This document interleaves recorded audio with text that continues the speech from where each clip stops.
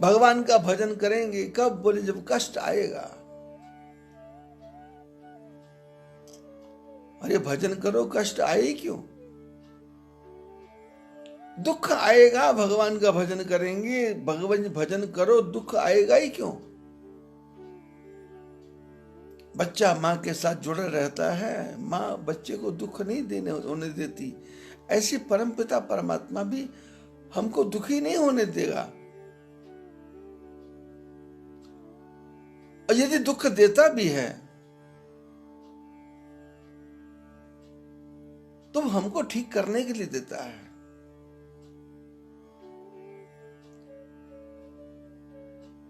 बच्चे के पैर में फोड़ा हो जाए, फोफला हो जाए, तो मां डॉक्टर के पास लेके जाती है। डॉक्टर बोलता ऑपरेट करना पड़ेगा, काटना पड़ेगा। मां बेटे का पैर पकड़ती है, हाथ पकड़ती है, मुंह पकड़ती है सुई लगवाने के लिए। यद्यपि प्रथम दुख पावही, रोवही बाल अधीर, व्याधि नाश हित जननी, गनति न सो शिशु पीर।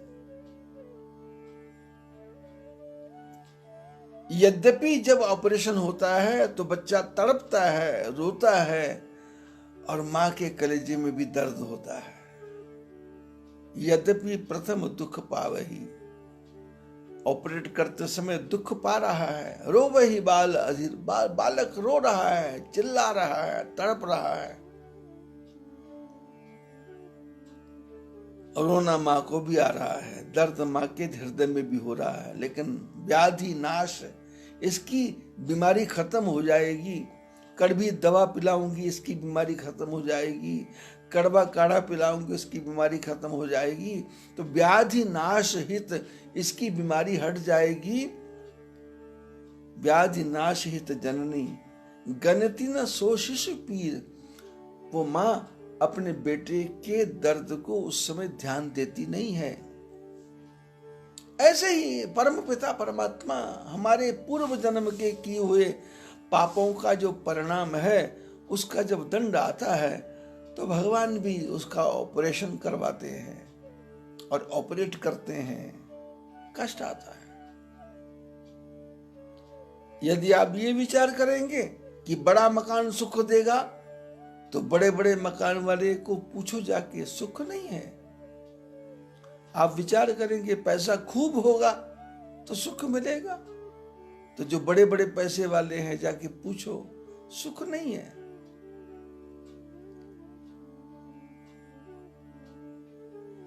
यदि आपको यह लगता है कि घर में सारे साधन आ जाएं तो सुख मिलेगा, साधन सब आ गए पर सुख नहीं है। यदि आप ये विचार करेंगे कि परिवार बहुत लंबा चौड़ा हो तो सुख मिलेगा, तो सुख नहीं है।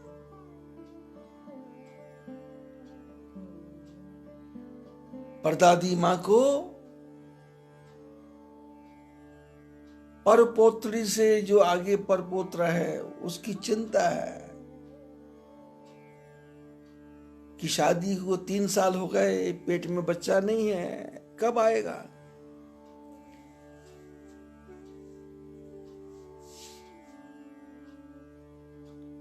बेटे की जो बेटी है, उसका जो पति है वो शराब पीता है, उसकी शराब कब छूटेगी। जड़ चेतन ही ग्रंथ पड़ गई, फंस गया, उलझनों में फंस गया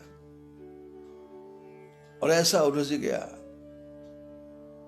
था नहीं। जो महिलाएं, जो माताएं ऊन से वो स्वेटर वगैरह बनाती हैं, तो कभी कभी स्वेटर की जो है वो उलझ जाती है, ऊन उलझ जाती है, धागे उलझ जाते हैं। तो जो चालाक माता है, चालाक महिला है, वो उसको जल्दी जल्दी से नहीं सुलझाती, वो धीरे धीरे एक एक धागे को अलग करके सारे धागे को सीधा कर लेती है। लेकिन कई जो कलाकार होते हैं वो सुलझाते नहीं है, वो तोड़ तोड़ के गांठें गांठें गांठें, गांठ तो पड़ गई, लेकिन सुई में जब धागा जाएगा तो गांठ जब आएगी तो वहां सुई अटक जाएगी। ऐसे जीवन में गांठें पड़ गई। रहीम ने कहा ना, तुलसी धागा प्रेम का मत तोड़ो चटकाए, टूटे तो फिर ना जुड़े और जुड़े गांठ पड़ जाए। ये जड़ चेतन की जो ग्रंथि पड़ गई है, इसको सुलझाना है, क्योंकि झूठी है ये, सच्ची तो है ही नहीं। यद्यपि मृषा झूठी है, लेकिन छूटत कठिन नहीं। जल्दीबाजी करोगे तो फंस जाओगे।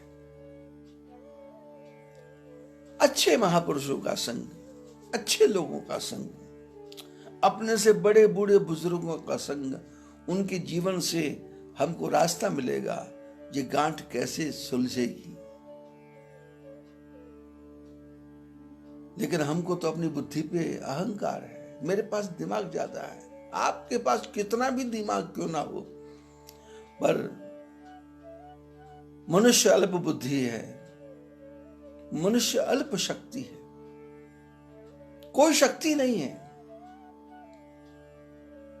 छोटा सा कांटा पूरे शरीर को तकलीफ पहुंचाता है। दरवाजे पे हाथ लग जाए और दरवाजे की छोटी सी फांस यदि उंगली में गड़ जाए तो बार बार अंगूठा उसी जगह पे जाता है और इशारा करता है, कुछ फंसा हुआ है निकालो, कुछ फंसा हुआ निकालो। पूरा शरीर है, लेकिन अंगूठा उसी उंगली के पास जाता है। चलते चलते तख्त का कोई कोना पैर में लग गया तो थोड़ा सा रगड़ लग गई। अब पूरा शरीर एक तरफ है, लेकिन मन कहां पहुंच गया, वहां यहां चोट लगी है।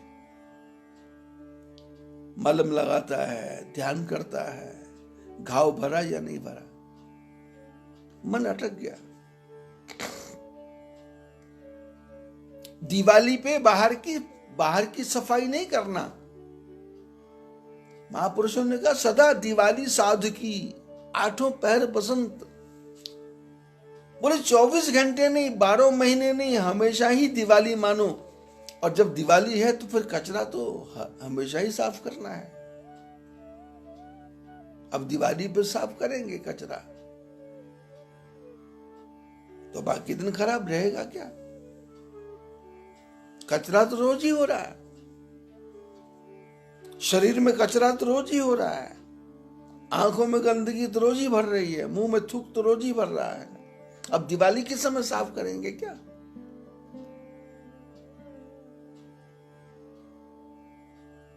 लेकिन महापुरुषों ने कहा कोई बात नहीं, दिवाली के समय कर लो, एक घड़ी आधी से पुनः आधी। लेकिन उसके लिए क्या करना पड़ेगा? किसी ग्रंथ का सहारा लेना पड़ेगा। तो शास्त्रों ने कहा 12 महीने ही उत्सव है, पोष महीना भी उत्सव है, माघ महीना भी, माघ मकर गत रवि जब होई, तीर्थ पतहि आव चली सोई। माघ का महीना आया, प्रयागराज चले जाओ। होली का महीना आया, वृंदावन चले जाओ। लेकिन जो उच्च कोटि के विद्वान हैं वो कहते कहीं मत जाओ, दान देने से आपके मन को शांति मिलेगी, तीर्थ यात्रा करने से आपके मन को एक प्रकार का आनंद मिलेगा। लेकिन शास्त्रों में इसका ज्यादा महत्व नहीं है। शास्त्रों में जप यज्ञ का महत्व है। आप जप करें, आप जप करें, एक जगह बैठ के जप करें। 20 मिनट का समय परमात्मा के नाम पर अर्पण कर दें। 20 मिनट मैंने जप करना ही है। आप दान नहीं करें, लेकिन भगवान के दिए हुए समय को भगवान के लिए अर्पण करना है। 20 मिनट तक भगवान का जप करना है। गीता में कहा जप यज्ञोस्मि, मैं जप यज्ञ हूं। भगवान के नाम का बार बार स्मरण, भगवान के नाम का बार बार स्मरण, भगवान के नाम का बार बार स्मरण। और देखो कितना सुंदर शब्द है स्मरण। सुष्ठु प्रकारेण मरणम यस्य, जिसका मरण सुंदर प्रकार से हो। स्मरण के साथ भी मरण जुड़ा हुआ है। कल की बातों में मैंने बताया था कि यमराज के पास फुर्सत नहीं है तुम्हारे कर्मों का हिसाब करने की। वो तुम्हारे कर्म तुम्हारे साथ जाएंगे, वो अपने आप हिसाब करते रहेंगे।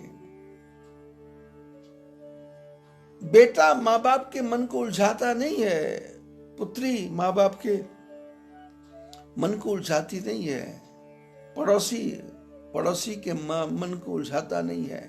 ये स्वयं ही उलझ गया है, ये स्वयं ही फंस गया है। इसको बाहर निकालना है। ज्यादा तीर्थ यात्रा करेंगे शरीर खराब होगा।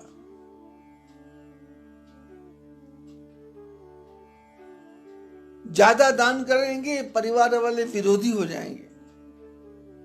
इसलिए नहीं, दान नहीं, ठीक है, तीर्थ यात्रा नहीं। लेकिन रात को आप 4 बजे उठ गए, सारे परिवार सोया हुआ है, आप उठ के बैठ गए।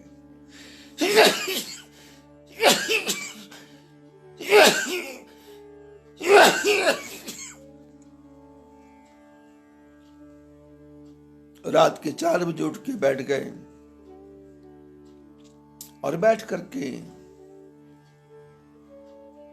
आपने नामस्मरण शुरू कर दिया, किसी को डिस्टर्ब नहीं है। 20 मिनट जप करो। ये रामायण क्या है? इसकी चौपाइयों को बार बार रिपीट करेंगे तो विचार आएगा इस चौपाई में क्या लिखा है। तो बाहर की सारी बातें खत्म हो जाएंगी, मन कंट्रोल में आ जाएगा, मन भटकेगा नहीं, मन एक जगह अटक जाएगा। आप लोगों ने देखा होगा कभी कभी आदमी जब अकेला बैठा होता है तो एक जगह टकटकी लगा के देखता है, लेकिन क्या देख रहा है इसको पता नहीं है, क्या सोच रहा है इसको पता नहीं है, क्या विचार करता है इसको पता नहीं है। बैठे बैठे ये शून्य में चला जाता है, शून्य में। और 2-4 मिनट के बाद में इसको जब होश आती है तो ध्यान इसका आता है कि अरे मैं कहां खो गया था। खोया नहीं था, आत्मा अशांत हो गई थी, वो परमात्मा के पास पहुंच गई, शून्य पर पहुंच गई। ऐसे जागने में होता है, ऐसे सोने में भी होता है।